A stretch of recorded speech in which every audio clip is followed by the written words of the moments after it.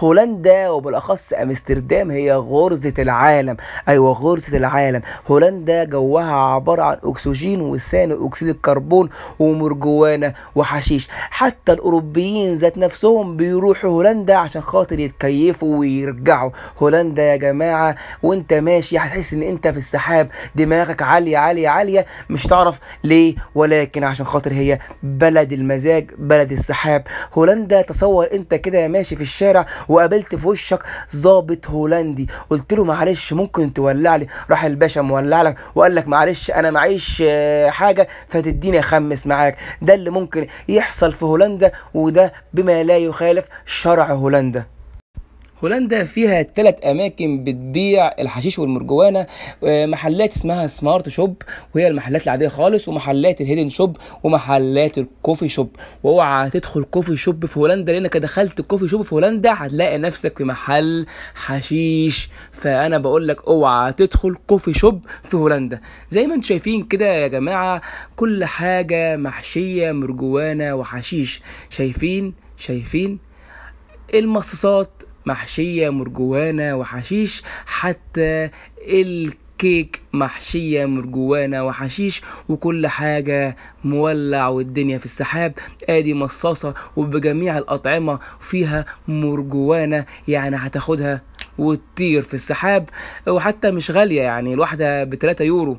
فالدنيا يا جماعة زي الفل واكتر، حتى ما خلوش اي حاجة من غير ما يحشوها. ده حتى الملابس اللي لابسينها، في ملابس في هولندا بيقول لك 70% من بذرتها من بذرة المرجوانة ومن بذرة الحشيش. اتفرجوا، ده معظم كل حاجة موجودة قدامكم من الحشيش، محشية بالحشيش، كيكة بالحشيش، ايس كريم بالحشيش، كل حاجة تتخيلوها جواها مرجوانة. ومن أغرب الحاجات اللي انتوا ممكن تلاقوها هناك إن الحشيش المغربي هو بيكون متصدر قائمة الحشيش في هولندا. في حشيش مغربي، وفي حشيش فرنسي، وفي حشيش كندي، وفي كذا نوع من أنواع الحشيش المغربي زي ما انتوا شايفين في الصورة. في كل حاجة والأسعار وكل حاجة. وطبعا يا جماعة في حشيش أفريقي، وفي حشيش يعني أصناف كتيرة جدا، وبيكون تقريبا مسموح لكل واحد تقريبا لحد 10 جرام. انا طبعا ما بنصحش بدخول الاماكن ديت او بتناول المخدر، لان هو يعني حرام ويعتبر يعني حاجة مش صح خالص على الصحة ومضر جدا. ولكن انا ببين لكم وبوريكم ايه اللي بيحصل في العالم التاني.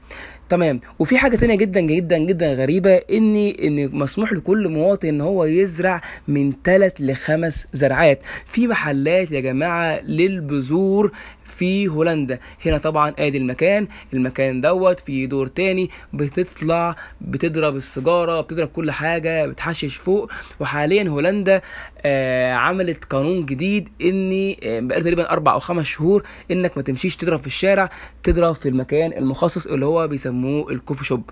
وانتوا زي ما شايفين كل حاجه موجوده. المصاصات ديت يا جماعه موجود في المصاصات الوان واشكال ومحشيه بالمرجوانه.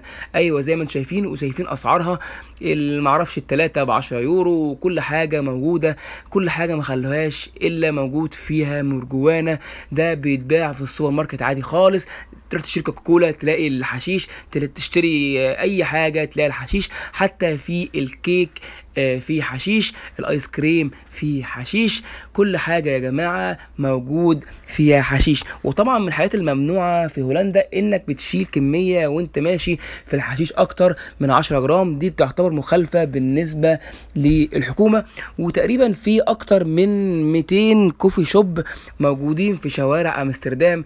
هنا يا جماعه السجاير محشيه هنا مرجوانه ومحشيه حشيش، الايس كريم، حتى الملابس يا جماعه ما خلوش الملابس تخلى من الحشيش، بل هم عملوا ان مثلا في تيشيرتات معينه مزروعه مصنوعه من بذره الحشيش.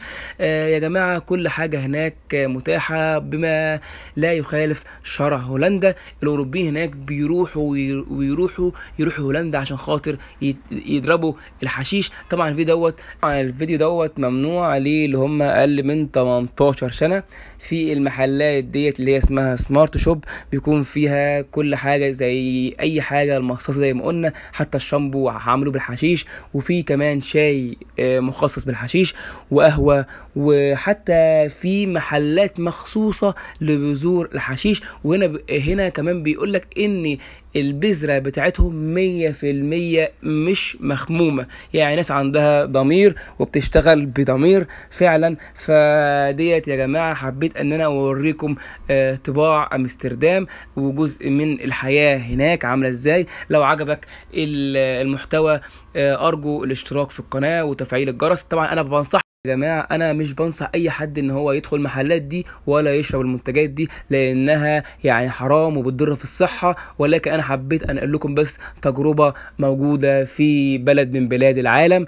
اتمنى الفيديو يعجبكم، وشكرا جدا ليكم، واتمنى حسن المتابعة وتفعيل الجرس عشان يوصل لكم كل جديد. ان شاء الله في فيديوهات تانية باذن الله بتتكلم عن طريقة التقديم لامستردام وازاي تملى الابليكيشن. كل الكلام ده انا احطه في فيديوهات جاية، فان شاء الله نرجو المتابعة، وشكرا جدا لكم.